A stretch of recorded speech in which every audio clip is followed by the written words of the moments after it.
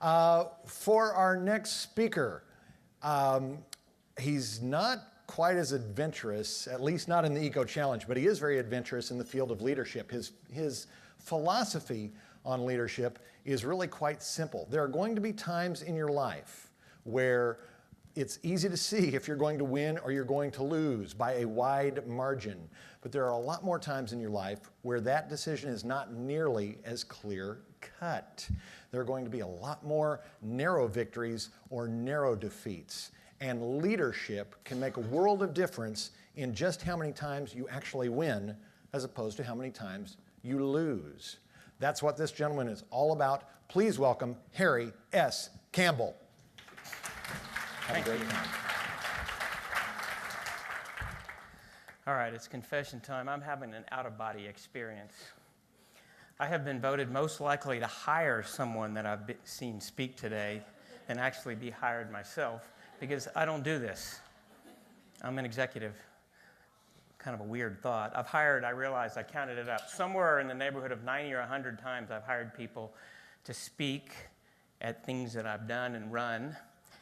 And then I said to myself, what the hell are you doing getting on the stage? So then I threw up on my shoes and went to cancel, and they told me that I wouldn't get my money back, so here I am. It's a little disconcerting to see your entire 25-year career put into a few logos up. But this is what I've done. I really mean this. I'm not a speaker, but I'm trying to do this for two specific reasons, and let me tell you why. One is I've been surrounded, particularly in my executive life the last 10 or 12 years, by folks that clearly just don't get it, and I'm very frustrated by it, and I like the idea of being able to share my thoughts on leadership with people. And if you lower your fee to zero, it's amazing how many people will hire you. Or if they're in your org and you have positional power over them, they have to listen to you. But I really, really love the idea of sharing it, so I'm doing it. And the second reason is I like to be stretched, I like to learn, and I like to be scared. I don't think you should ever take a job, by the way, that doesn't scare you. And so what the hell? Here, we're having at it. I've never done anything like this. This is a little more traditional slide. This is what I've done. I say keeping it real. In my going away party in my last job, I had 4,000 people in my group. I had hundreds and hundreds of emails, and my wife said like 75% of them say you're real. She said, what the hell does that mean? I said, well, it means the opposite of the executive ninny that takes themselves so seriously that they define their job as everybody has to take care of them. Or it's a lot of things that Mr. Tyranny talked about today. Was fascinating to watch. A couple slides before I jump into this. This is what I've done. That's a very simple depiction of my life. I've been the CEO of an internet startup. My last job, I was a top 5 officer of Embark. It's a telephone company. So there was 16,000 employees, and I ran about half the company. I've been a brand manager at Procter & Gamble. I've been an executive. I've been an employee, and I've owned my own business. So I've done all these kind of wild and crazy-ass things. And I've had fun along the way. And one of the things that I always tell you is, and you'll see it in my speeches, if you're not having fun, you probably should think about doing something else, because I do. The other thing that has shaped me in my thoughts on leadership and how I like to approach the business and people are these folks. Every month I've actually added to the chart. It's a crazy list. I don't think anybody in the room is on it. There's always possible that happens. My wife gets a little heart by it, so she gets up there.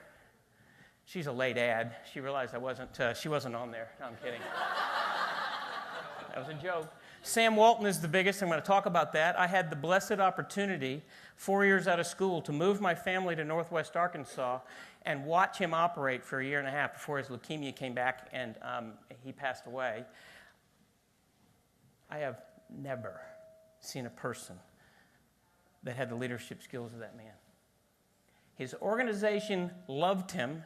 He was smart. He set the bar high. He expected a lot, and they delivered. And they loved him. Did I say that? They loved him. It was crazy. 4 years out of school, I just ate it up. He's up there. I grew up in Indiana. I was in the gym when Bobby Knight threw the chair. I have the ticket stub. It was a bad call. He should have thrown it because Purdue sucks anyway. We hate those bastards. I am a Hoosier. Now, I married a person from Duke, and I hate Duke, so I have to manage that. But I have to grudgingly admit that Coach K has kept a lot of the very good things from Bobby Knight, and they're very good friends. He was the point guard for Bobby Knight, and he was an assistant coach. Now he's a hell of a successful coach, 100 wins behind Bobby Knight in all-time wins. But Duke won it this year. And so I think he's actually a better leader. But all these people aren't good. They just influenced me and mentored me, some that I didn't even meet, and I consider them mentors. And by the way, it's really weird when you start seeing your boss on TV all the time. I worked for Dan Hesse for quite a while. Now he's the Sprint CEO that's in all the ads now, and my kids go, "That's your old boss." I said, yeah, I could do better than him. 23 bosses, 2 of them were horrible. 3 or 4 were excellent, the rest of them were pretty good. 2 of them were horrible. And I'm going to tell you a little bit about why I think they were bad. All right, that is what shapes me. I'm going to give you a truncated version of my speech, and it's about real leadership, because I really truly do believe that life is won and lost at the margin. And I'm going to talk about this. I'm going to take you through it. Before I do that, I want you to read this, and this will give you a framework for the leadership vision that I'm going to spend about 15 minutes talking about.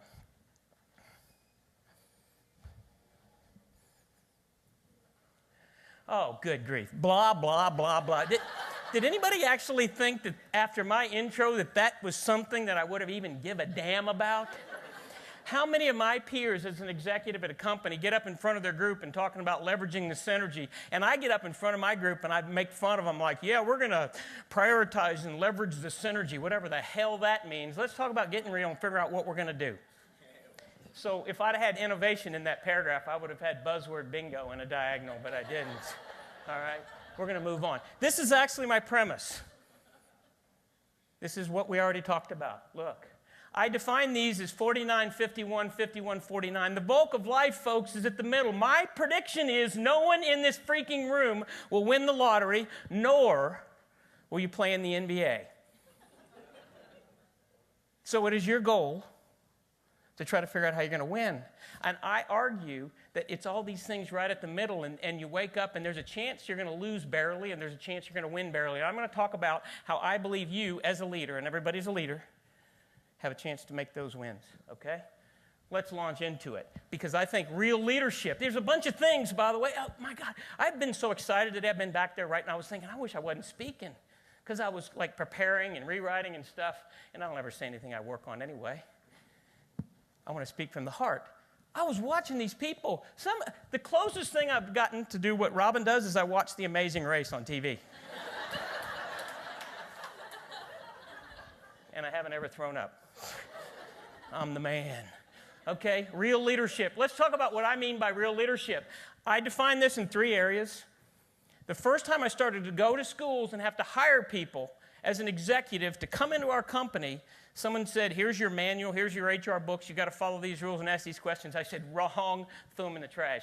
I said, all I want to do is I want to find leaders. They said, that's not enough. I said, okay, and I made it up on the spot. I'm going to find people that lead the business, lead people, and lead themselves. And I'm going to find those people, because what happens is they're going to take those things that were slight losers and they're going to turn them into slight winners, and it's going to tip the balance. And what's going to happen is they're going to be wildly successful because they did that. So let's launch into it. Let's talk about what it means to lead your business. There's 3 things, very simple, 3 things. First of all, stop. Do your job today well. Stop talking to me about, you know what, when's my next promotion, and I hope I get a raise soon. What's up? Do your job today well. I don't care if you're checking bags at a Kroger. It doesn't matter to me. You can be a CEO or you can be a call center rep. I had 3,000 call center reps working for me, and one of them wanted to complain about not having this and that. I said, are you good at what you do today? Because you may think you should be doing something else, but you're going to have to go and do it, or you're going to have to prove to me why I should move you. Do your job well today. That's what leading the business starts with.